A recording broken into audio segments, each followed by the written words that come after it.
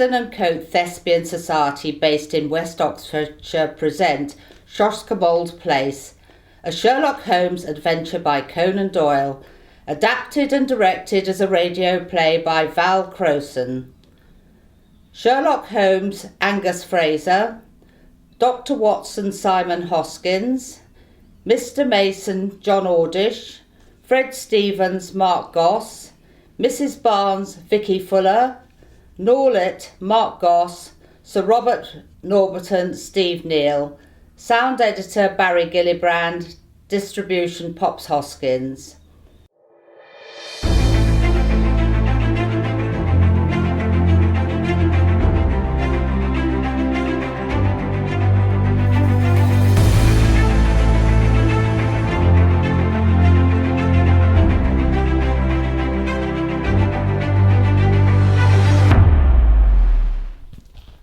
Holmes, what preoccupies you so in the street enough to leave your microscope? I am closely observing a bowler-hatted gentleman, well suited in brown, who is slowly approaching the front door of 221B Baker Street.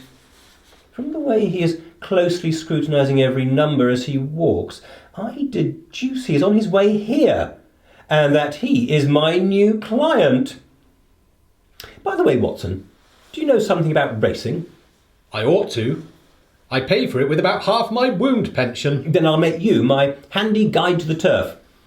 What about Sir Robert Norberton? Does the name recall anything? Well, I should say so. He lives at Shoscombe Place, and I know it well. My summer quarters were down there once. Norberton nearly came within your province a time ago. My province? And how was that? It was when he horsewhipped Sam Brewer, the well-known Curson's money street lender, on Newmarket Heath. Nearly killed the man. He sounds most interesting. Does he often indulge in this manner? Well, he has the name of being a dangerous man. He's one of those fellows who should have been a Regency buck. Great eye for the ladies. Boxer, athlete, rider. Came second in the National a few years ago. Capital, Watson. A thumbnail sketch. I seem to know the man already. Now, can you give me some idea of Shoscombe Old Place? Only that it is in the centre of Shoscombe Park, and that the famous Shoscombe stud and training quarters are to be found there. And the head trainer is John Mason. You need not look so surprised at my knowledge, Watson. I have here a letter from him. But let us have some more about Shoscombe. I seem to have struck a rich vein with you. As well as the horses, there are the Shoscombe Spaniels. You hear of them at every dog show. The most exclusive breed in England. They're the special pride of old lady of Shoscombe Old Place. Norberton's wife, I presume? No, he never married. Just as well considering his prospects. No, she's his widowed sister, Lady Beatrice. You mean she lives with him? No. The place belonged to her late husband and will pass on her death to her husband's brother.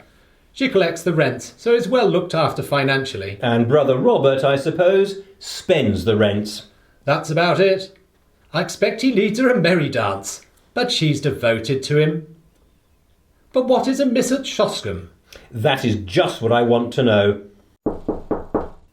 And this I expect to be my new client, whom will no doubt be able to tell us. Come in, Mr. Mason. This is my friend and colleague, Dr. Watson. Good day, Mr. Mason. Please take a seat. Thank you. You had my note, Mr. Holmes? Yes, indeed. But it explained nothing. It was too delicate a thing for me to detail on paper, and too complicated. It was only face to face I could do it. Well, we are at your disposal. First of all, Mr. Holmes, I think my employer, Sir Robert Norberton, has gone mad. This is Baker Street, not Harley Street, Mr. Mason. But why do you say so? Well, sir, when a man does one or two odd things, there may be a meaning to it. But when everything he does is odd, you begin to wonder. I reckon Shoscombe Prince and the Derby between them have turned his brain. Shoscombe Prince is the colt Sir Robert has entered, Holmes. The best in England, Mr. Holmes, and I should know as head trainer. Now I'll be plain with you, gentlemen, because I know this won't go beyond the room. Quite right. Sir Robert has got to win this Derby. He's up to his neck in debt. It's his last chance. Everything he can raise or borrow is on that horse, and at big odds too. Big odds? With a horse as good as that? Ah, but the public don't know how good he is, Dr. Watson. Sir Robert has been too clever for the touts. He had the Prince's half-brother out for spins, and you can't tell them apart.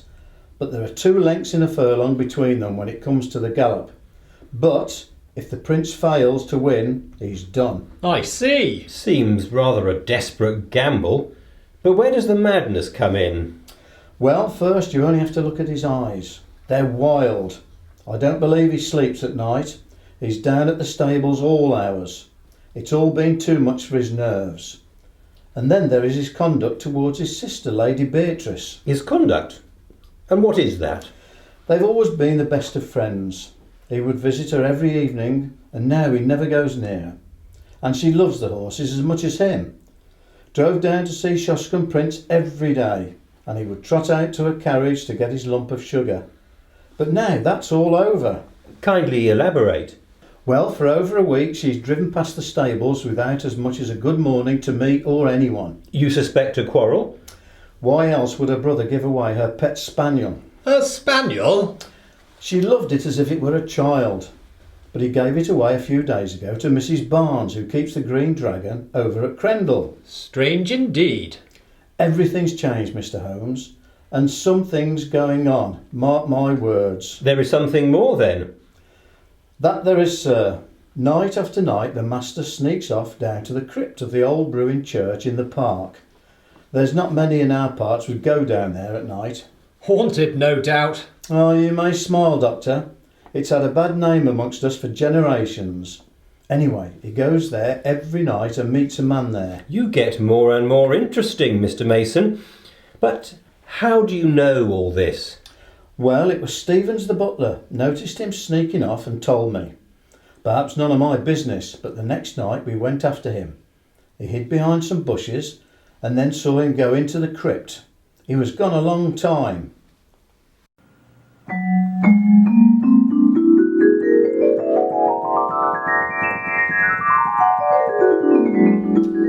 This is jumpy work, Fred.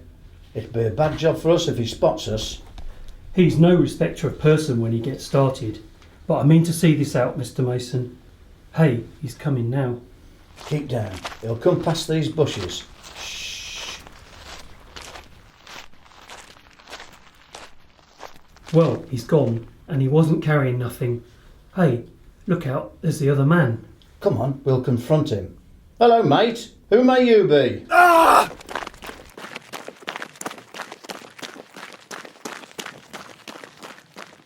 Well, can you believe? What's Master doing converting with the likes of him? I don't know, Fred. Never seen him before. Come on, I'm going to take a look inside. Inside? Oh, I don't know, Mr. Mason. Come on, man. If Master can go in there and come out safe, I reckon stouter men as we can. But wait out here for me if you like. No, I'll come. Door will be locked anyway. Well, it isn't. Can't hear anything.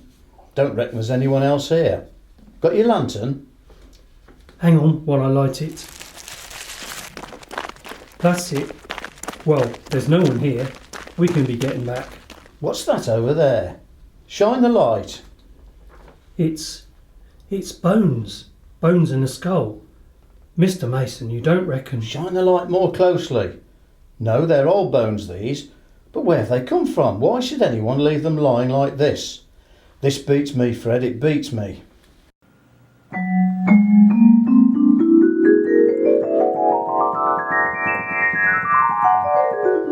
And beat us both it did, Mr. Holmes. And you saw this man clearly? Yes, clearly before he ran, but neither of us knew him. Who keeps Lady Beatrice company? Her maid, Carrie. Been with her for 5 years. And therefore presumably quite devoted and trustworthy? But there's something more.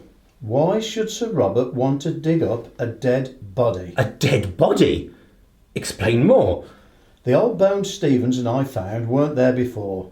I know because the master sent me into the crypt a month back to check after we'd had some trouble with gypsies. And they weren't there then. Definite. I'm not sure what you want me to do in this matter, Mr. Mason. Can you be more definite? Perhaps this will make it more definite, Mr. Holmes. There is a central heating furnace in the cellar under Lady Beatrice's room. Sir Robert complained it was cold and had it on again. Harvey, the lad who runs it, came to me this morning with this. Found it in the cinders. Didn't like the look of it. Nor do I. What do you make of it, Watson? It is the upper condyle of a human femur. When does the lad tend to the furnace? Every evening. Then anyone could enter from outside at any other time? Yes, sir, there's one door from the outside and another leads up a stair to the passage, which leads to Lady Beatrice's room. And was Sir Robert at home last night? No, he was away in London. Then whoever was burning bones, it was not he. These are deep waters indeed. And when did Sir Robert give away his sister's dog? Just a week ago. It was howling outside the old well house, and Sir Robert, in one of his tantrums, gave it to one of the jockeys and said to get rid of it. Shouted to take it over to the Green Dragon at Crendell and let the landlady there look after it. He never wanted to see it again. Is there good fishing in that part of Berkshire? Watson and I are famous fishermen, are we not? In future, Mr. Mason, a note from you will find us at the Green Dragon.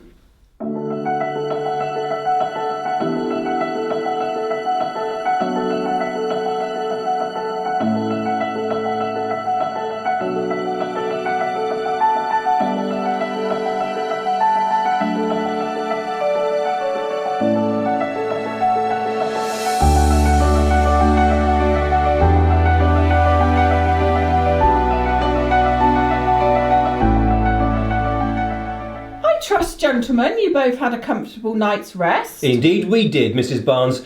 The Green Dragon is an excellent hostelry. And an excellent breakfast, Mrs. Barnes, if I may say so. Thank you, sir. You're very welcome. Tell us, Mrs. Barnes, what do you think about the Hall Lake and the chance of catching a pike?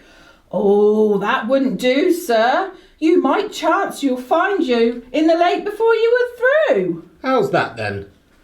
It's Sir Robert, sir. He's terribly jealous of touts. If you two strangers were as near his training quarters as that, he'd be after you as sure as fate. He ain't taking no chances, Sir Robert ain't. I've heard he has a horse entered for the Derby. Yes, and a good colt too. He carries all our money for the race and all Sir Robert's into the bargain. By the way, I suppose you ain't on the turf yourselves? No, indeed. Just two weary Londoners who badly need some fresh Berkshire air. Well, you're in the right place for that. But mind what I said about Sir Robert. He's the sort that strikes first and speaks afterwards. Keep clear of the park, would be my advice. Then we certainly shall, Mrs. Barnes. By the way, that is the most beautiful spaniel I encountered in the hallway on my way to breakfast. I should say it is. That is a real Shoscombe breed. None better in England. What would a prize dog like that cost, Mrs. Barnes? More than I could pay. Sir Robert himself gave me this one to look after. That's why I keep him on a lead, or he'll be off at once back home to the hall. I'm a bit of a dog fancier myself. Would you allow me to take the dog while we go for a mid-morning walk? Of course, sir. But just keep him on a tight lead.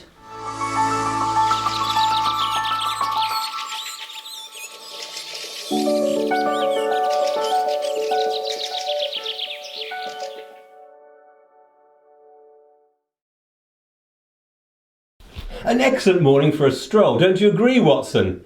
And time to consider all we know about Sir Robert. Have you a theory, Holmes? Only this, Watson, that something happened a week or so ago which cut deep into the life of Shoscombe household. Let us consider our data.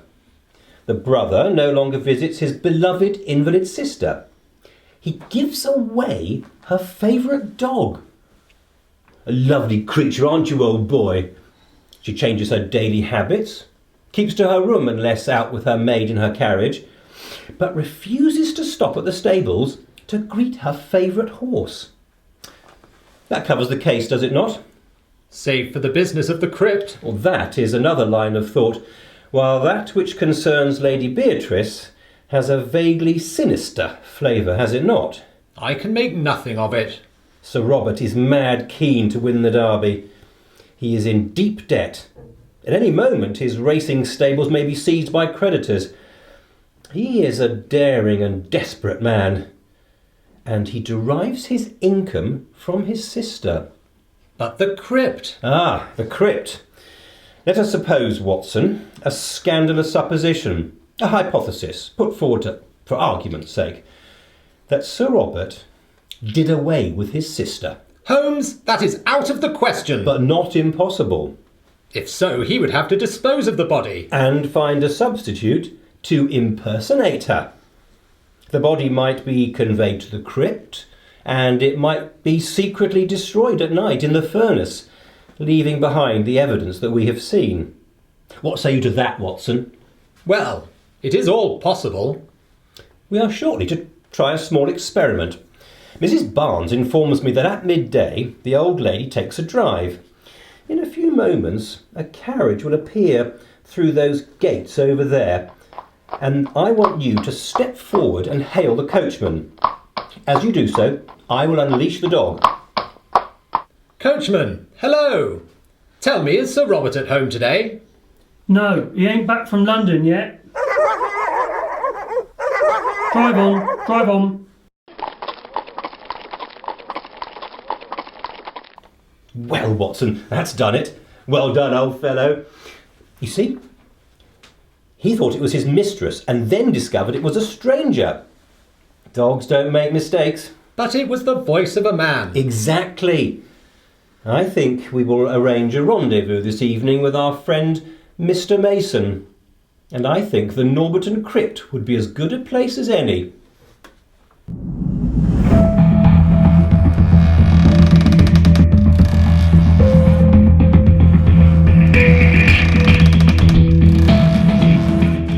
I can't stay long, sir. The moment Master arrives, he will want to see me to get the latest news of Shoscombe Prince. In that case, you can just show us the bones you spoke of and then leave us. They're in the corner here. Shine the lantern, Dr. Watson. They're gone! As I expected. I fancy the ashes may even now be found in the furnace you told us about. But why in the world would someone want to burn the bones of a man who's been dead 1,000 years? That is what I am here to find out. My search may take a time, so leave us, Mr. Mason, before Sir Robert returns. Then I'll be off, sir. Meanwhile, let us take a closer look at some of these tombs, Watson. What do you hope to find? Here, shine the light, Watson. As I thought. Someone has opened this coffin. Help me pull. Holmes, this is no ancient corpse. This is... Who the devil may you be? And what are you doing on my property? Hold fast. I also have a question of you, Sir Robert. Who is this? And what is it doing here? How come you know of this? What business is it of yours? My name is Sherlock Holmes, a name no doubt familiar to you, and my business is to uphold the law. Seems to me that you have much to answer for, Sir Robert. I admit appearances are against Your me. explanations must be for the police, not me. Mr. Holmes, please listen to my plain statement of the facts. To be here already, you must know much about myself, that I'm running a dark horse for the Derby, and that I'm financially dependent upon my sister, Lady Beatrice, for everything. And you will know that her interest in the estate is for her life only, and that I am deeply in debt. Correct, on all counts. I have always known that if my sister were to die, my creditors would be on me like a flock of vultures. Well, Mr. Holmes, my sister did die, just a week ago. And you told no one? Of course not. Absolute ruin faces me.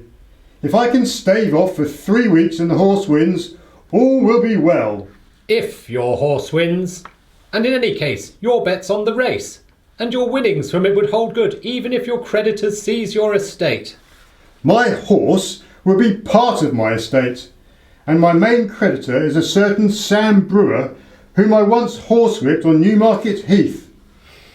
Do you suppose he would try to save me? My plan was to have someone impersonate my sister by appearing daily in her carriage. It wasn't difficult for her maid to arrange for her husband to do this. Sir Robert, of what did your sister die? She died of dropsy, which had long afflicted her. That will be for the coroner to decide. Her doctor would certify that for months her symptoms threatened such an end. Are you down there, sir? Yes, come down, Norlet. This is Norlet, husband of my late sister's maid. They are the two people who can substantiate what I say. I disclaim all responsibility. Don't concern yourself, man. I'll take all responsibility. Then let us hear for what you take responsibility. On the first night, Norlet and I carried the body out to the old well house. We were followed, however, by her pet spaniel, which yapped continually at the door, so I felt some safer place was needed. I got rid of the spaniel, as you know, and we carried the body to the crypt of the church. There was no indignity or irreverence, Mr. Holmes. I do not feel I have wronged the dead. It seemed to me it would be no unworthy resting place if we put her for the time in one of the coffins of her husband's ancestors, lying in what is still consecrated ground. Your conduct seemed to me inexcusable, Sir Robert. And what of the relics you took out of the coffin? Norlet and I removed them, and he burned them at night in the central heating furnace. This matter must, of course, be referred to the police and the coroner. It was my duty only to bring the facts to light, and there I must leave it. It is now nearly midnight, Watson. Time to make our way back to the Green Dragon. And as to the morality of your conduct, Sir Robert, it is not for me to express further opinion.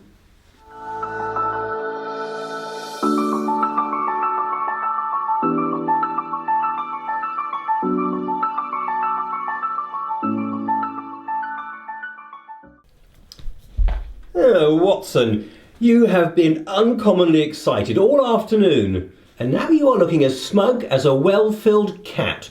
Do you know what day it is, Holmes? Today? Christmas? Easter? St. Swithin's? Derby Day. The Derby was run this afternoon and was won by a certain horse, Shoscombe Prince. And he carried the blessing of my month's wound pension, and incidentally netted his owner £80,000. A tidy sum indeed. Certainly enough to pay off his creditors. And to my mind, the owner was doubly fortunate that the police and coroner took a lenient view, with only a mild censure for delay in registering the Lady Beatrice's death. Now, Watson, over here, please. I would like your opinion on this. It may be our next case.